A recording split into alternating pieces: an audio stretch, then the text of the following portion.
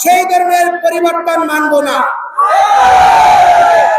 আমাদের কাছে আলোচনা করে আমাদের এই সকলের সম্মতিক্রমে যথাযথ ব্যক্তিকে যদি এই কমিশনে অন্তর্ভুক্ত করা হয় এবং ধর্মীয় বিষয়ে কোনো না কোনো সাধু সন্তকে সেখানে প্রতিনিধিত্ব করতে হবে।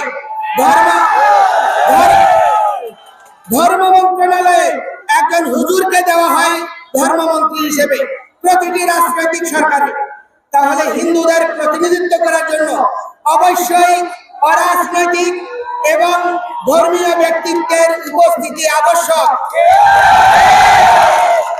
এবং আমরা বলতে চাই, সেই ধরনের পরিকাঠামো এবং সেই ধরনের মানসিকতা আমাদের প্রতি আপনাদের আন্তরিকতাকে প্রমাণ করবে।